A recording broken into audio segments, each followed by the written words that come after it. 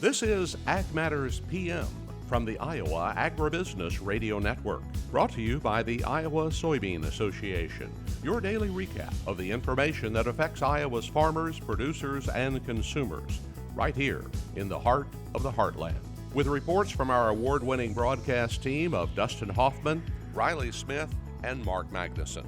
Now, from the IARN studios in Des Moines, here's Dustin Hoffman. Well, good day, everyone, and welcome to Ag Matters PM from the Iowa Agribusiness Radio Network. I'm Dustin Huffman. Today is Wednesday, May the 8th, 2024. We're so glad you could join us here today. Coming up a little later on in the program, while I was out in Washington, D.C., I had the chance to go to Senator Joni Ernst's office and visit with her about several ag issues going on, including trade, the latest in the Farm Bill, and even on E15 and the GREET model, and, of course, sustainable aviation fuel. But first, let's go ahead and run down those markets. It's time now for the Ag Matters PM Closing Market Summary, your source for market analysis and settlement prices from the day's trade in Chicago, courtesy of the folks at agmarket.net. Well, we're at the end of the trading day here for Wednesday, and we're talking with Ross Baldwin of agmarket.net. And Ross, going into that grain market first, what did we see at the end of the day? Had a pretty hard day of risk off across the grain markets and most of the commodity markets in general, but July corn was 8 cents lower today. New crop East corn was down around 7 cents. The bean market was 15 to 18 lower, and Chicago wheat was 8 cents lower, and Kansas City was down a little bit harder than Chicago. It was about 15 cents lower as well. So what is it that was really leading to that risk off here today? The grain markets, for the most part, have had a really solid rally over the last call it the last week, and corn's really put together a really strong move. And we've got the WASDE report on Friday. We're going to get to see the updated balance sheet for both old crop and new crop, but the market's really going to be watching what the new crop balance sheet says. And there's some people across the trade that think it could come in on the bearish side for right now, but the average trade guess is around 2.28 billion bushels. And that's with the USDA. The average trade guesses are using a 180.5 yield. And keep in mind that the outlook for them, the USDA was at a 181, but it's still extremely early. We're a little bit slow on planting right now, so there's some people that think 180 to 181. It's lofty right now, but it's still early enough to think those numbers. It's reasonable for that to come in at that. All right, and of course, WASDE, you're also be watching those South American numbers, and the people have been scratching their head with USDA's numbers compared to what Brazil is saying, and even compared to what analysts are thinking. And do we think USDA finally gets behind the eight ball there and finally adjust some adjustments? Yeah, there's a lot of people that have been thinking for quite a while now, as analysts down in South America have been way below the USDA. So that's going to be a very widely watched number here on Friday if the USDA starts to come down on the Brazilian bean number especially. But right now we have seen in the bean market, as Brazil really has had the rain and the flooding issues where they've been still trying to combine beans, it has added some premium into that bean market over the last week. So the market definitely has traded issues down in South America, but all eyes will still be on Friday's number and what the USDA comes out at with South America. All right, so moving over to the livestock side of things, I know cattle and hogs had an up day yesterday. They're hoping it would kind of just keep riding along today. What did we see coming out today? We had a rough day across the cattle market. Live cattle were $1.30 to $1.50 lower. The feeder cattle market was around $2 lower. They did close off of their lows, but still a disappointing performance. But it's interesting to note that if you go back over the last few weeks, Wednesdays have been a rough day for the cattle markets. So, I mean, for the most part, the cattle market continues to chop around in these ranges. I would say for August live cattle, that range is 173 to 178. I think the downside's probably limited. Cash has remained strong. There's optimism that we're going to see stronger cash again this week. It has not traded in a meaningful way yet this week. I know there's been even some asking levels of 190 up here in the north. So cash is still to play out. I think cash is going to stay firm, and we should see the cattle market fairly pretty well supported on pullbacks like it has been here over the last week or so. The hog market, June hogs ended the day 40 cents higher. That they were about $1.50 off their lows. They were about like every other commodity this morning. They were under a fair amount of pressure early on, and the cutout number came out, and the cutout was quite a bit higher here this morning, and hogs responded right away to that cutout being higher. Hogs remain, June hogs they remain around some major support down here. They've had a pretty healthy correction, so I think just the cutout market and watching some of this major support that hogs are around, that'll be the key moving forward here over the short term. All right. Well, if folks want to start talking about some strategies, maybe finalize some of the things they're going to do with this crop that we're trying to get planted, where should they start to get in touch with agmarket.net? You can reach me directly at our office here in Anthem. It's 712-373-3276, or you can find any of the ag market brokers at agmarket.net. All right, Ross. Well, we thank you so much for the insight, and we'll talk to you again soon. Thanks for having me. That again was Ross Baldwin of agmarket.net. Let's see how the markets closed on the Iowa Agribusiness Radio Network market window. July corn down 8.5 at 458.5. Soybeans down 18 3/4 at 1227 3/4. Soy meal down $4.70 at 378.50. Soy oil down 71 cents at 43.79. Chicago wheat down 8 3/4 at 634 even. Minneapolis wheat down 16 1/4 at 702 3/4. Kansas wheat down 15.5 at 648.5, and oats down 2 cents at 397.5. June live cattle down $1.15 at 176.47. Feeders down $1.95 at 240.20. Lean hogs up 40 cents at 98.72. Pork cutouts unchanged, 105 even. Class 3 milk 21 cents higher at 18.54. And that's been a check of our closing market recap. We're going to take a short break and hear from our sponsor, the Iowa Soybean Association, and the Soy Checkoff. When we come back, Iowa Senator Joni Ernst from her office in Washington. This is Ag Matters PM. Iowa Soybean Association is driven to deliver for Iowa's 40,000 soybean farmers. We're proud to provide objective agronomic research, a helping hand with soil and water stewardship, and timely industry news powered by the Soybean Checkoff. Learn more at iasoybeans.com. Welcome back to Ag Matters PM from the Iowa Agribusiness Radio Network. I'm Dustin Huffman. Well, during Washington Watch in Washington, D.C., I had the chance to visit with Iowa Senator Joni Ernst less than an hour after Senator Debbie Stabenow released the Senate Ag Committee version of the Farm Bill. We had a chance to talk about the Farm Bill, ag trade, and much more. We're talking right now with Iowa Senator Joni Ernst. Senator, thanks so much for taking a few minutes to talk with us today. Absolutely, Dustin. Welcome to Washington, D.C. Boy, it's been an interesting trip so far, but we kind of are talking on a perfect day. We saw the House. G.T. Thompson released his framework for the Farm Bill. Yes. Senator Stabenow just released her proposal for the Farm Bill. I'm sure it's just hot off the presses. You haven't probably had a whole lot of chance to look at it yet, but what kind of things are you seeing in that and how progress is going? Well, and I haven't seen what she has actually released, Chairwoman Stabenow. But what I do know is that it doesn't include enough farm in the Farm Bill. We have an excessive cost in the Senate version, about $1.5 trillion for this Farm Bill reauthorization, but only a very, very small percentage of the overall bill goes to our farmers and farm support programs. So I'm really disappointed that we haven't been able to negotiate through that so far. I also know things like my EATS Act, which pushes back against Proposition 12, that's not included. Chairwoman Stabenow refused to put that in the bill as well. So I will be going through the Farm Bill that she has proposed section by section. I'll work that with my staff and get input from our farmers, our producers back home. But again, just not enough farm in the Farm Bill.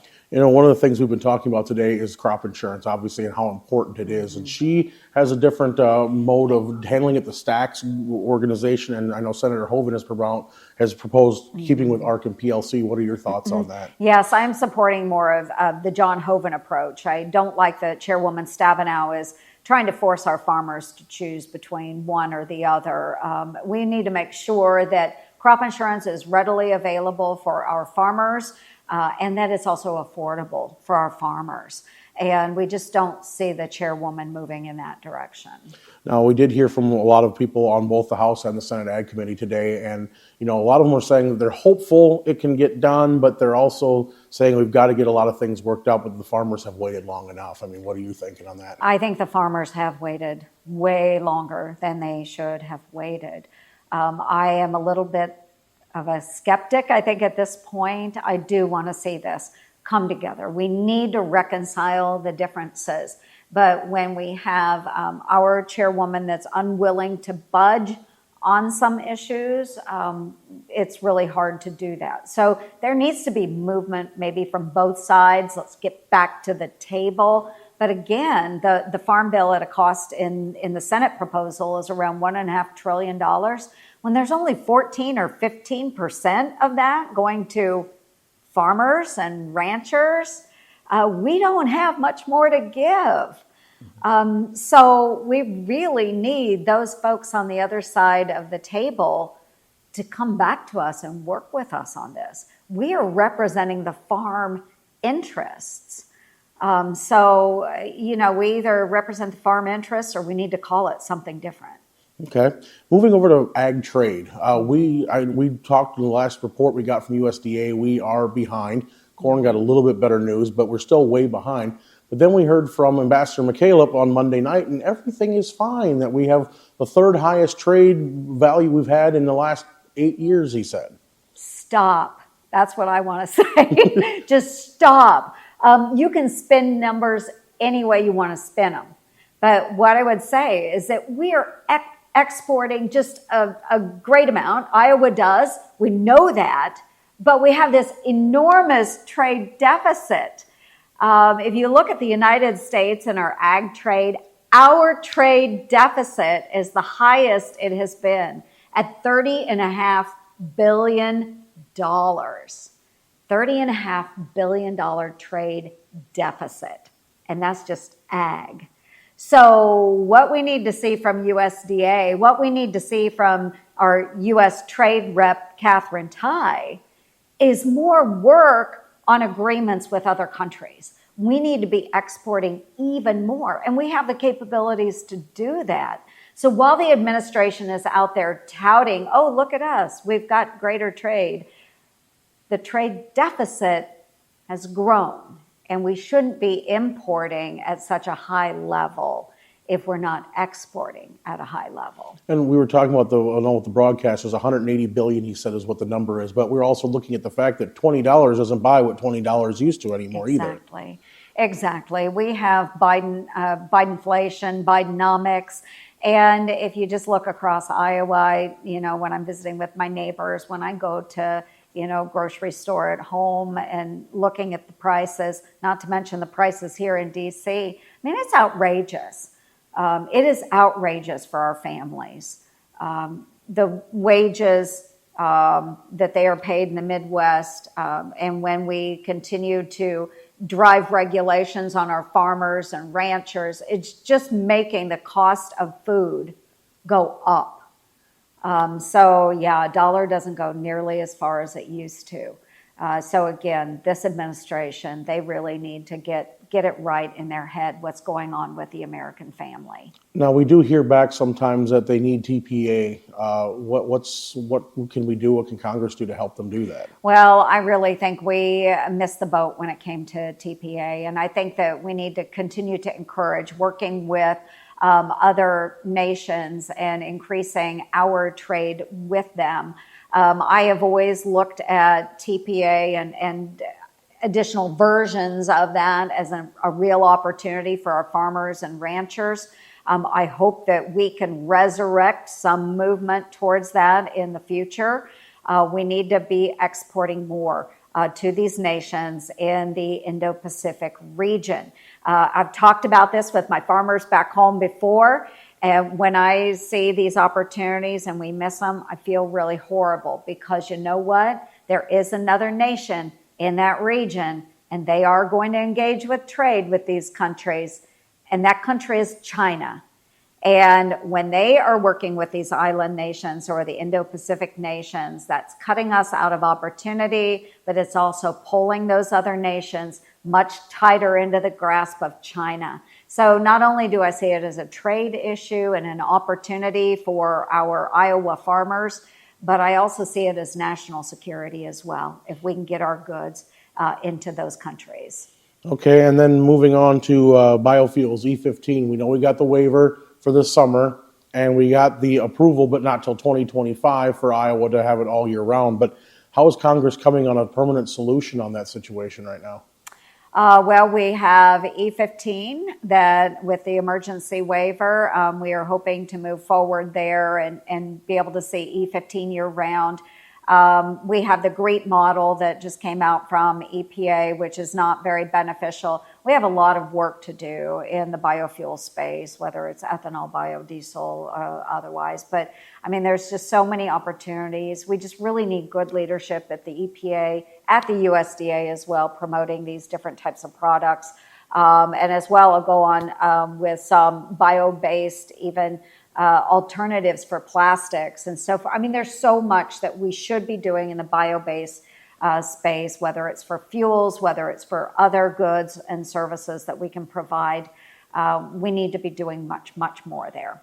And speaking of the GREET model, we were with Secretary Vilsack yesterday when the announcement was being made, and so he kind of outlined it. What are your concerns with what they have said?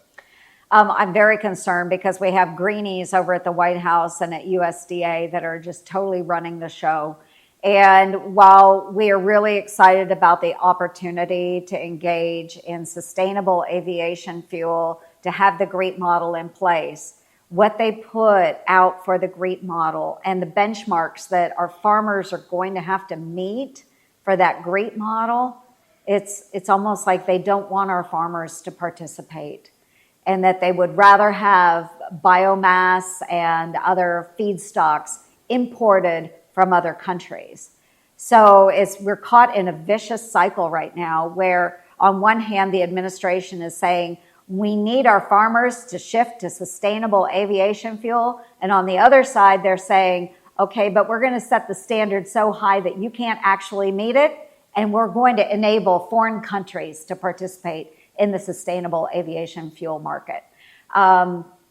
They need to come together on this, and we need to find a way for our Iowa farmers to participate without setting that standard so high that they can't meet what is being proposed with GREET. Okay, and I know you've got a very busy schedule, Senator. Last question, I guess. We're getting ready to go. We're going full throttle. I shouldn't say not getting ready and planting right now in Iowa. Any messages for those farmers back home? Well, I think be safe. We've got spring planting coming up. We're going to have a productive year. I'm really excited about this year. But then I would just encourage all of them, do what you can do. If you have issues that are facing you when it comes to ag, when it comes to ag production, please reach out. Let us know what's going on. We always love to hear from you because it helps better inform us what we're doing here in Washington, D.C. But happy planting. Good luck. Be safe. Again was Iowa Senator Joni Ernst. That brings us to the end of today's program. You can find all our content online at iowaagnet.com. Don't forget to follow us on Facebook, X, LinkedIn, and on our YouTube channel. While you're there, don't forget to subscribe and hit the bell icon so you can be notified each time we put out a new video project. Don't forget about our 3 market podcasts coming out at the openings, midday, and closings, all that analysis sent free of charge right to your mobile device through Amazon, Apple, Google, Spotify, and Podbean. From the IARN studios in Des Moines, I'm Dustin Huffman. For Mark Magnuson, Andy Peterson, and Riley Smith, we thank you for watching. This has been Ag Matters PM.